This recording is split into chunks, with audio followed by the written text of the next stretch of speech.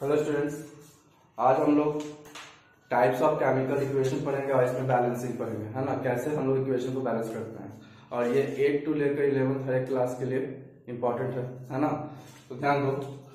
तो हम लोग का जो केमिकल इक्वेशन होता है वो दो प्रकार का होता है। एक होता है स्केलेटल इक्वेशन और एक होता है बैलेंस्ड इक्वेशन। स्केलेटल इक्वेशन और बैलेंस्ड इक्वेशन का मतलब क्या होता है, तो सिंपली समझ लो। जैसे एग्जांपल है H2 हाइड्रोजन प्लस ऑक्सीजन मिलता है तो क्या बनता है H2O। हाइड्रोजन प्लस ऑक्सीजन मिला तो क्या बन गया वाटर। अब क्या करो, इधर हाइड्रोजन एटम कितना है 2, हाइड्रोजन एटम कितना है 2, ऑक्सीजन एटम कितना है 2, दोनों को जोड़ दो, नंबर ऑफ एटम कितना हो जाएगा रिएक्टेंट साइड में 4।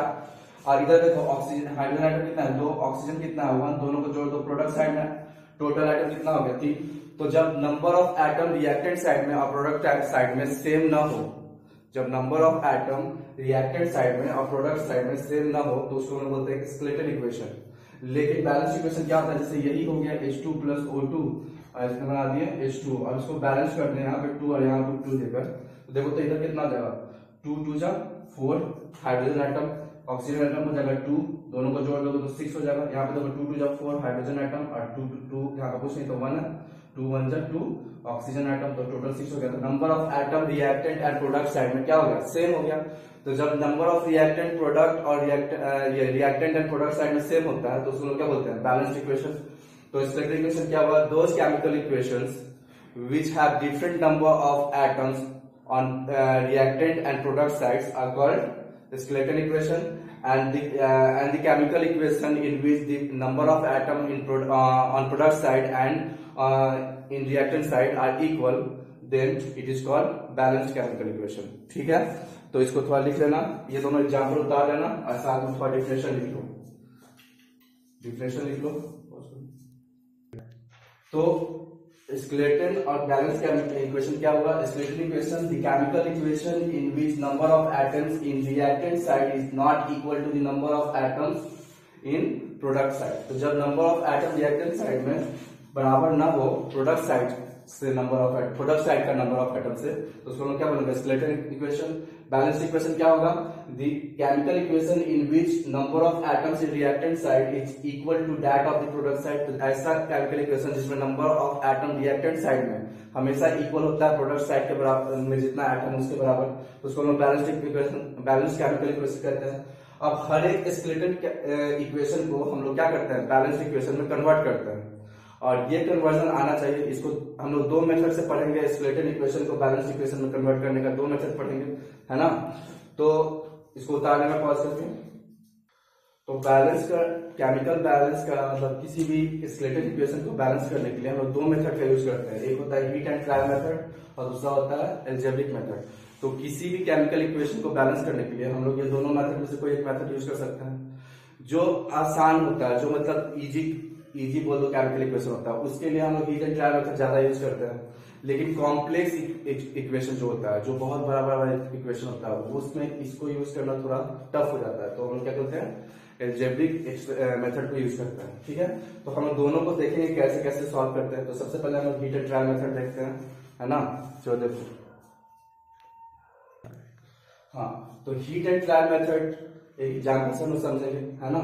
तो आयरन वाटर में जब रिएक्ट करता है तो रस्टिंग ऑफ आयरन होता है, इसमें हम लोग का फेरस ऑक्साइड और हाइड्रोजन इवॉल्व करता है। ठीक है, तो अब ध्यान दो, इसको हमको करना है बैलेंस। देखो यहाँ पे आयरन इस साइड कितना है 1 है, इस साइड आयरन कितना है 3 है, तो ये बैलेंस नहीं है। लेकिन इसको हम लोग क्या करना है बैलेंस। बैलेंस किससे करेंगे, हीट एंड ट्रायल मेथड से। बैलेंस किससे करेंगे हम लोग, हीट एंड ट्रायल मेथड से। हीट एंड ट्रायल मेथड में हम लोग ध्यान देना, एक लेंगे LHS और एक लेंगे RHS, left hand side and right hand side. तो left hand side and right side में जितना भी एलिमेंट है उसको लिख लो पहले। इधर कितना है आयरन है, फिर क्या है वाटर है, मतलब वाटर में हाइड्रोजन है, फिर ऑक्सीजन है। आयरन कितना है इधर 1 है, हाइड्रोजन कितना है 2 है, ऑक्सीजन कितना है 1 है। क्लियर है। अब इधर आ जाओ, सेम है, दोनों तरफ एलिमेंट सेम ही होगा। ठीक है, जब भी केमिकल इक्वेशन होता है, जो एलिमेंट प्रोडक्ट साइड में रिएक्टेंट साइड में वही प्रोडक्ट साइड में होगा। तो आयरन साइड कितना है 3, हाइड्रोजन कितना है, सॉरी हाइड्रोजन है तुम्हारा 2 और ऑक्सीजन कितना है 4। क्लियर, समझ में आ गया। तो अब ध्यान दो, हम लोग सबसे पहले देखेंगे इसमें इसमें कौन सा ऐसा कंपाउंड है या कौन सा ऐसा एलिमेंट है जिसमें सबसे ज्यादा नंबर ऑफ एटम है। देखो इसमें एक ही एटम है आयरन, इसमें हाइड्रोजन का 2, ऑक्सीजन का 1, 3 है एटम। इसमें कितना है, आयरन का 3, ऑक्सीजन का 4, 7 एटम्स है, 7 एटम्स है। और इसमें हाइड्रोजन 2। तो सबसे ज्यादा एटम किस कंपाउंड में, इसको। तो सबसे ज्यादा एटम किस कंपाउंड में है, इसको। तो पहले इसी में, इस कंपाउंड में जो सबसे ज्यादा एलिमेंट है उसको बैलेंस करेंगे। तो इस कंपाउंड में सबसे ज्यादा एलिमेंट कौन है, ऑक्सीजन। तो सबसे पहले हम लोग ऑक्सीजन को बैलेंस करेंगे। अब ध्यान दो, इधर ऑक्सीजन कितना है, 4, इस साइड में ऑक्सीजन कितना है, 4, और इस साइड में ऑक्सीजन कितना है, 1। तो 1 में 4 को मल्टीप्लाई कर देंगे तो 4 हो जाएगा। तो 1 में 4 मल्टीप्लाई किए तो क्या हो गया, ऑक्सीजन 4। तो ऑक्सीजन 4 तो इसके आगे में 4 मल्टीप्लाई हो जाएगा। एलएचएस में मल्टीप्लाई किया ना 4, तो एलएचएस में ऑक्सीजन जहां भी है उसके आगे। याद रखना ये नीचे वाला चेंज कभी नहीं होगा। जब भी होगा मॉलिक्यूल्स, नंबर ऑफ एटम जो होता है उसको चेंज नहीं करते हैं, हमेशा मॉलिक्यूल्स को चेंज करते हैं। समझ में आया। तो जब भी हम लोग बैलेंसिंग करेंगे ये चेंज होगा, नीचे में कोई भी चेंज नहीं कर सकते हो। तो क्योंकि इस साइड ऑक्सीजन 4 था तो हमको इस साइड में 4 करना है। तो हम लोग इधर एक ऑक्सीजन में 4 मल्टीप्लाई कर देंगे तो 4 ऑक्सीजन हो जाएगा ना। तो जब ऑक्सीजन में मल्टीप्लाई करोगे तो ऑटोमेटिकली हाइड्रोजन क्योंकि इसके साथ कंपाउंड बनाया है तो इसमें भी मल्टीप्लाई हो जाएगा। तो यहाँ पे 4 ऑक्सीजन हो गया। तो 4 ऑक्सीजन होने के कारण हाइड्रोजन में भी 4 मल्टीप्लाई हो गया। तो यहाँ पर हाइड्रोजन कितना हो गया, 8। अब हाइड्रोजन 8 हो गया तो इधर भी हाइड्रोजन को 8 करना होगा। तो इधर हाइड्रोजन 8 है तो इधर हाइड्रोजन 2 है। तो 2 में कितना मल्टीप्लाई करेंगे, 8 हो जाएगा। 2 में 4 मल्टीप्लाई कर देंगे तो इधर भी 8 हो जाएगा। तो यहाँ पे भी 4 मल्टीप्लाई कर दिया, हाइड्रोजन 8 हो गया। अब ध्यान दो, आयरन इधर कितना है, 3, इधर आयरन कितना है, 1। तो इसको 1 को 3 करने के लिए क्या करेंगे, 3 से मल्टीप्लाई करेंगे तो आयरन कितना हो जाएगा, 3। क्लियर है। तो इधर भी आयरन 3 मल्टीप्लाई कर देंगे तो आयरन 3 हो गया। तो देखो तो बैलेंस हो गया केमिकल इक्वेशन। इधर आयरन 3 है, इधर भी आयरन 3 है। इधर हाइड्रोजन कितना हो जाएगा, 2 4 जा 8 है। इधर भी हाइड्रोजन 2 4 जा 8 है। ऑक्सीजन कितना है, इधर 4 है। ऑक्सीजन इधर कितना है, 4 है। तो ये हीट एंड ट्रायल मेथड से हम लोग क्या किए, कोई भी नंबर को किसी से मल्टीप्लाई करके हीट एंड ट्रायल मेथड से ये हम लोग बनाए। एक और एग्जांपल देख low heat and trial method का, इसको उतार लोगे।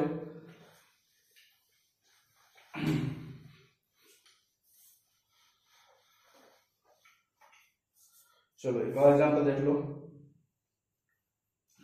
CH4 methane plus O2। Methane को ऑक्सीजन में जलाए तो क्या बनेगा, carbon dioxide and water, CO2 plus H2O। अब हम लोग फिर से LHS RHS लिख लो, LHS and RHS, left hand side and right hand side. Left hand side में क्या है, ये है एरो की साइड LHS और एरो की साइड RHS। तो LHS में कौन कौन कंपाउंड एलिमेंट है, कार्बन, कार्बन कितना है, 1। हाइड्रोजन, हाइड्रोजन कितना है, हाइड्रोजन के साथ नीचे 4 है तो 4। ऑक्सीजन, ऑक्सीजन कितना है, 2। इधर आ जाओ, इसमें कार्बन कितना है, 1।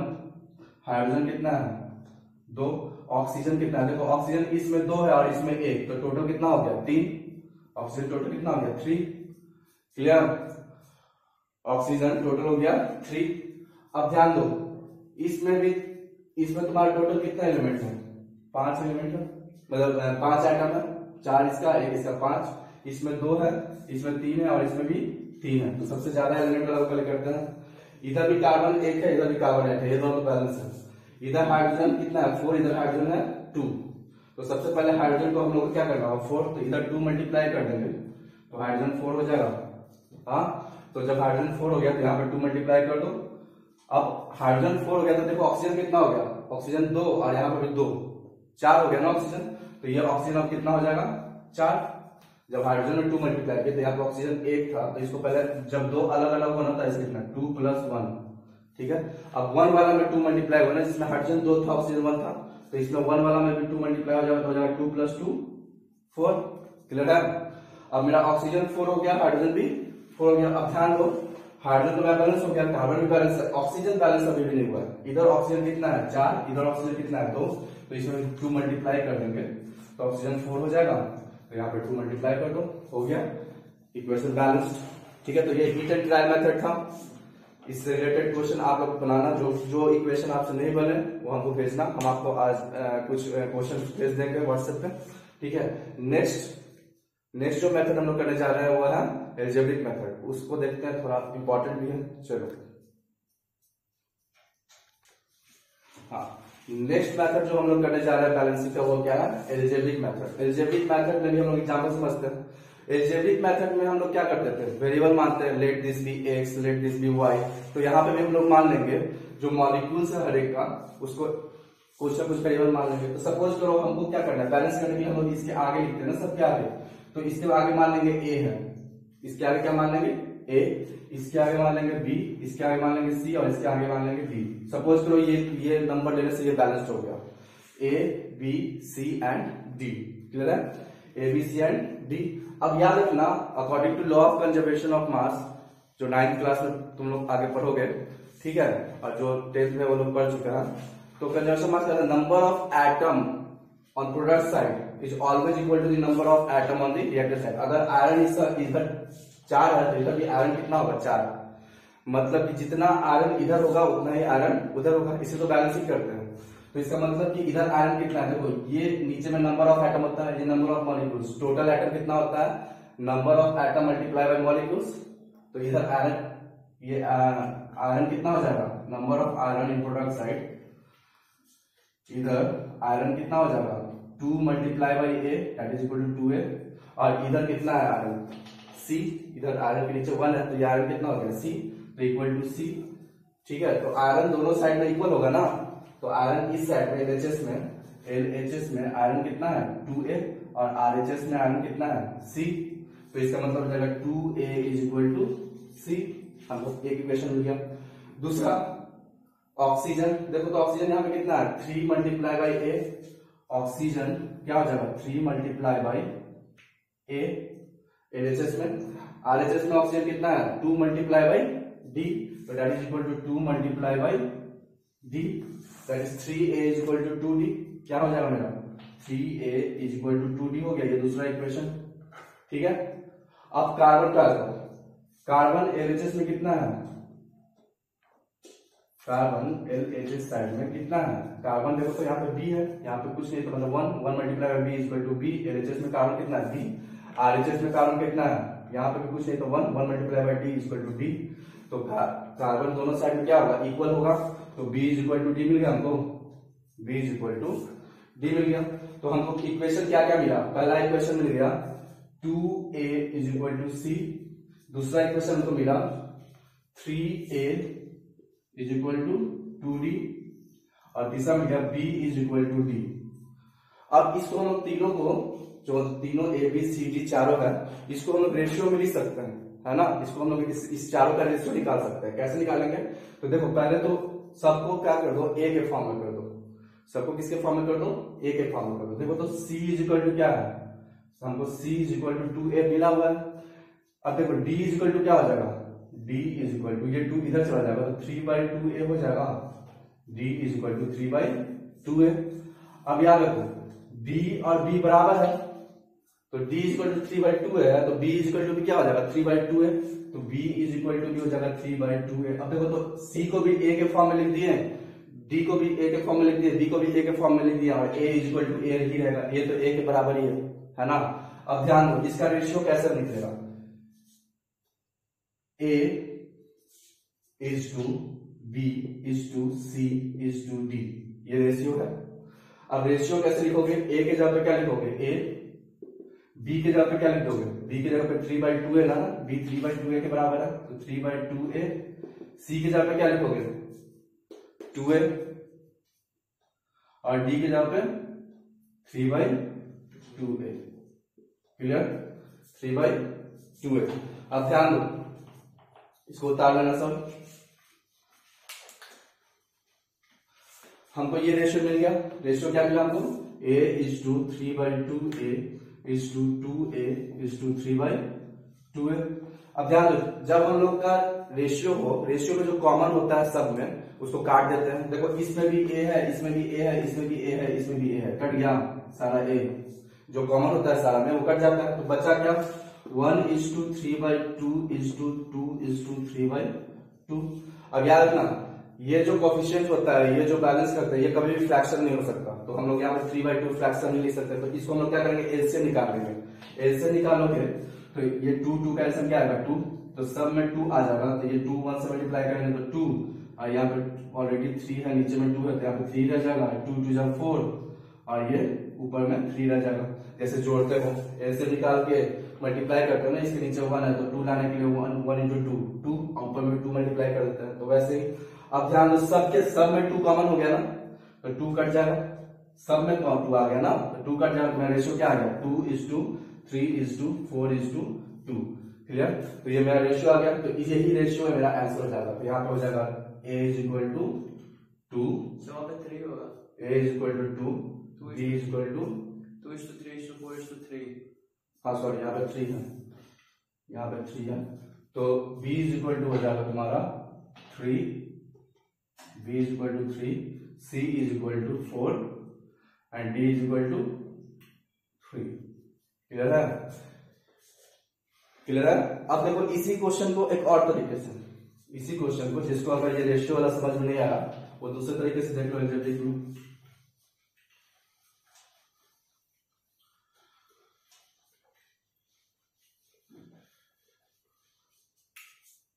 एक छोटा सा एग्जांपल से लेके समझाता है, फिर इस पे आएंगे ताकि जो नए हो, जो ये चीज पहले नहीं पढ़े हो उसको समझ में आ जाए। वाटर वाला ही ले लेते हैं, है ना।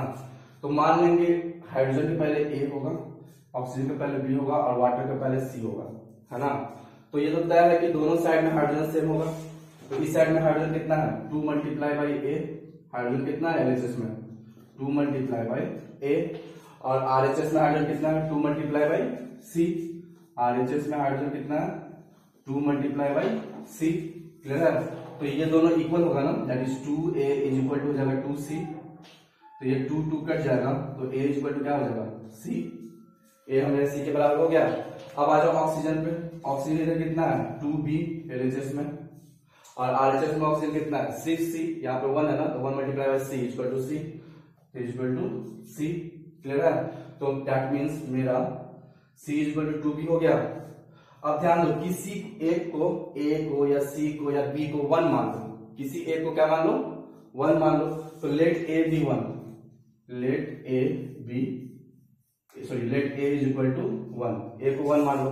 अगर A 1 है तो C भी तुम्हारा, क्योंकि A के बराबर 1 हो जाएगा, C भी क्या हो जाएगा, 1 हो जाएगा। क्लियर? तो B कितना हो जाएगा, B इज इक्वल टू हो जाएगा तुम्हारा, अगर A 1 है, कुछ गलती हो गई क्या, तो यहाँ पर ध्यान दो, A इज इक्वल टू 1 हो जाएगा, C इज इक्वल टू 1 हो जाएगा। तो अब ध्यान दो B इज इक्वल टू कितना हो जाएगा, तो 2B is equal to C। 2B is equal to क्या है, C, और C मेरा कितना है 1, तो B इज इक्वल टू कितना हो जाएगा 1/2। B इज इक्वल टू कितना हो जाएगा 1/2।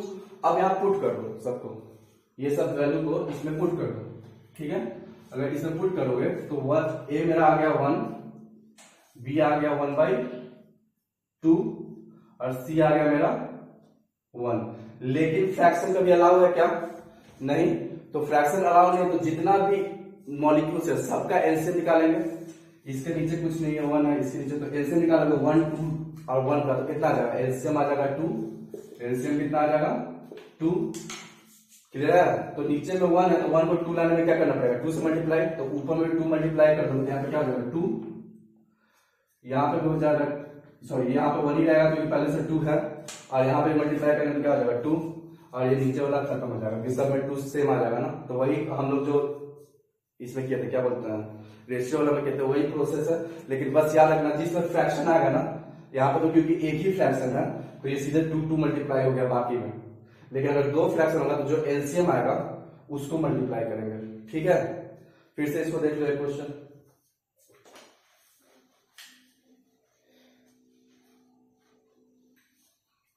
एक क्वेश्चन और देख लो। CH4 + O2 क्या बनेगा, carbon dioxide and water, CO2 + H2O। अब ध्यान दो, इसके आगे मान लो A, इसके आगे मान लो B, इसके आगे C और इसके आगे D। तो देखो, तो इधर LHS में कार्बन का क्या है, यहाँ पे कार्बन 1 है तो 1 multiply by A equal to A। तो RHS में कार्बन कितना है, यहाँ पे भी 1 है, 1 मल्टीप्लाई बाई C, तो क्या हो जाएगा C।